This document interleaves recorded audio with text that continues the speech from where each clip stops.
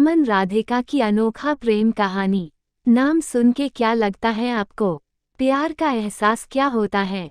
तो चलिए आज हम आपको बताते हैं प्यार का एहसास का मतलब क्या होता है। ये कहानी एक रईस परिवार की लड़की जिसका नाम राधिका है और दूसरी ओर एक मध्यम परिवार का लड़का जिसका नाम अमन है। दोनों एक दूसरे से बहुत अलग हैं, लेकिन क्या उन्हें एक दूसरे से प्यार हो पाएगा? चलिए जान लीजिए आप खुद ही। राधिका बचपन से एक आलीशान घर, गाड़ी और रहन सहन में पली बड़ी है। वही अमन बचपन से अपने परिवार को संघर्ष करता देख बड़े होते होते उससे अपने जिम्मेदारी का एहसास होने लगा। ज्यादा पैसे न होने के कारण से वो ज्यादा पढ़ लिख ना सका। वही दूसरी ओर सब कुछ होने के बाद भी राधिका को पढ़ने लिखने का मन ना होने के कारण पढ़ ना सकी। वक्त के साथ साथ दोनों बड़े हुए अपने अपने रहन सहन से। एक और अमन एक छोटे से कार कंपनी में काम करने लगा। वही दूसरी और राधिका अपनी जिंदगी घूमने मस्ती में बिताने लगी। एक दिन आया जब दोनों का एक दूसरे से सामना हुआ। वो कुछ इस तरह हुआ कि एक दिन अमन एक कार को टेस्टिंग करने निकला था, वही राधिका अपने दोस्तों के साथ कार में घूमने निकली थी। थोड़ी दूर जाके राधिका की गाड़ी खराब हो गई और उसी वक्त अमन ने देखा कि कोई वहां लिफ्ट मांगते हाथ दिखा रहा है।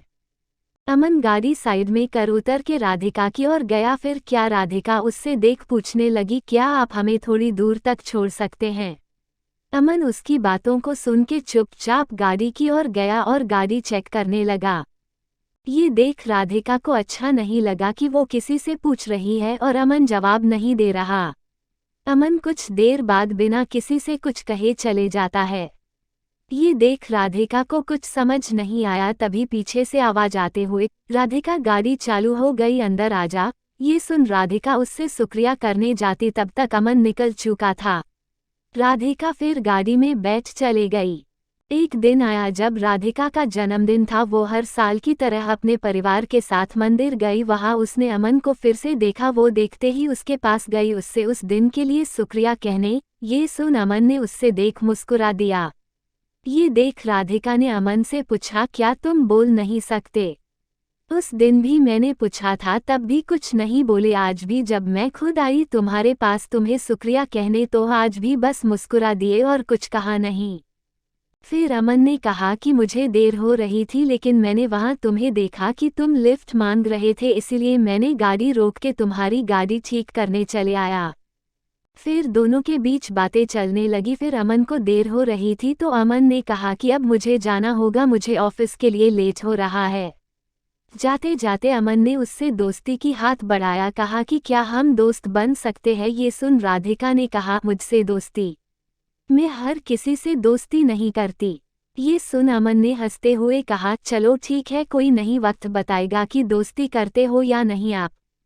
ये बोल के वो चल दिया और वहां राधिका भी अपने घर की ओर निकल पड़ी। कुछ दिनों बाद राधिका और अमन एक मॉल में मिलते हैं। अमन देख राधिका से पूछा, तुम यहाँ कैसे? राधिका देखते हुए, बस यूं ही घूमने के लिए आई हूँ, तुम्हारा आज ऑफिस नहीं है जो यहाँ आए हुए हो? अमन ने कहा, आज बस जल्दी काम खत्म हो गया था तो सोचा थोड़ा घूम लूँ। फिर दोनों एक कैफे में गए और बातें करने लगे। राधिका ने अमन से कहा, अपने बारे में बताओगे कुछ? अमन हंसते हुए कहने लगा, मैं क्या बताऊं अपने बारे में, मेरा तो बस एक सादा जिंदगी है जहां रोज सुबह ऑफिस जाता हूं और शाम को घर जाके घर का कुछ काम कर लेता हूं, बस फिर खा के सो जाना, फिर वही सुबह फिर से। फिर अमन ने पूछा, आप क्या करते हो? ये सुन राधिका हंसने लगी और कहा, मुझे कुछ करने की जरूरत ही नहीं पड़ती, सब बिना कुछ किए ही मिल जाता है, तो क्यों करूंगी मैं कुछ? फिर अमन ने कहा, अच्छा है, फिर तो हम बहुत अलग हुए। ये सुन राधिका ने कहा, हाँ अलग तो हुए हम, फिर भी तुम्हारे साथ बैठी हूँ यहाँ। फिर अमन ने कहा, बैठी हूँ मतलब हम अलग है तो सिर्फ रहन सहन से, बाकी हम दोनों एक ही है। अगर तुम दिल से किसी के बारे में सोचोगी तो तुम्हें कोई अलग नजर नहीं आएगा। ये सुन राधिका ने कहा, ये दिल कुछ नहीं होता है। अमन सुन के मुस्कुराने लगा और कहा, ठीक है, जैसा तुम बोलो। फिर हर कुछ दिनों में दोनों मिलते रहते, बातें करते और अपने घर चले जाते। धीरे धीरे दोनों में बातें बढ़ने लगी और दोनों रोज मिलने लगे। अमन ऑफिस से निकल के मॉल चले जाता और वहाँ राधिका उसका इंतजार करती रहती। फिर एक दिन राधिका ने कहा कि मुझे एक पूरा दिन तुम्हारे साथ रहना है, देखना है कि क्या करते हो तुम पूरा दिन। फिर एक दिन अमन का छुट्टी था ऑफिस का, तो उसने राधिका को मिलने के लिए बुला लिया। फिर अमन हमेशा की तरह पहले मंदिर गया, फिर वहां से आने के बाद मैदान गया जहां छोटे छोटे बच्चे खेल रहे थे, वहां अमन उनके साथ खेलने लगा। फिर कुछ देर बाद अमन वहां से आश्रम गया जहां वो हमेशा लोगों को खाना खिलाता, उनका कुछ देर देखभाल करता, फिर चले आता। फिर वहां से निकलने के बाद अपने घर आया और अपने माँ को बिठा के घर का बचा हुआ काम खत्म किया। फिर रात हो गई और उसने राधिका को घर छोड़ आया और कहा, ये रहता है मेरा छुट्टी का दिन और यही है मेरी आम जिंदगी, जहाँ जितना हो पता है उतना मैं करने की कोशिश करता हूँ। ये सुन राधिका बिना कुछ कहे चले गई और पूरी रात सोचते रही। ऐसे भी लोग होते हैं जहाँ अपना छोड़ दूसरे के बारे में इतना सोचते हैं, और एक में हूँ जो आज तक अपने माँ पापा की मदद तो दूर आज तक पूछा भी नहीं कि वो कैसे हैं, वो करते क्या है। ये सब सोच राधिका भावुक हो गई और अपने माँ के पास चले गई। उसने देखा माँ उसकी काम कर रही होती है। जैसे ही वो माँ पुकारती है, माँ वहाँ से, क्या हुआ, कुछ चाहिए तुम्हें, बोलो। उद्धरण चिन्ह। ये सुन राधिका और भावुक हो गई और माँ को कहते हुए, नहीं कुछ नहीं, बस यूं ही आई थी, और वहाँ से चले गई।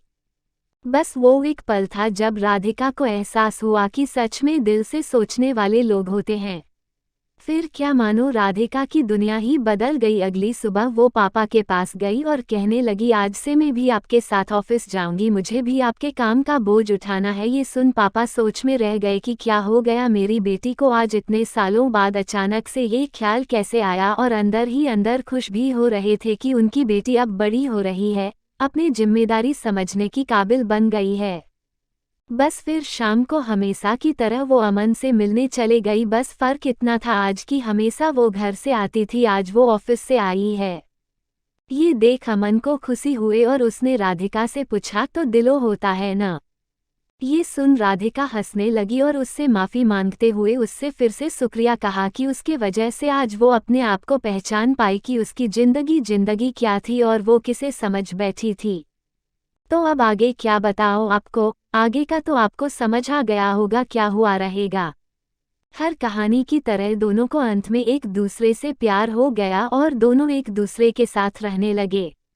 अमन को एक साथी की जरूरत थी जो उसे समझे, प्यार करे, और राधिका को सच्चाई की, एक जिम्मेदारी की जरूरत थी जो उससे अमन ने दिखा दिया।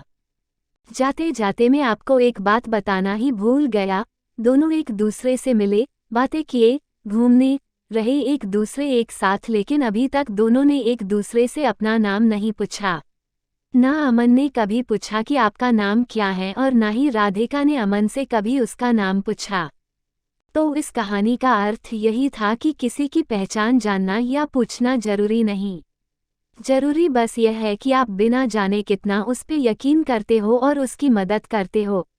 राधिका एक ऐसी लड़की थी जिसे हमेशा से घूमना, मस्ती करना, ये सब में अच्छा लगता, और अमन एक ऐसा लड़का था जिसे हमेशा से उसकी जिम्मेदारी उसे पकड़ी रहती। दोनों एक दूसरे से काफ़ी अलग थे, लेकिन अंत वही एक दूसरे के लिए बन गए।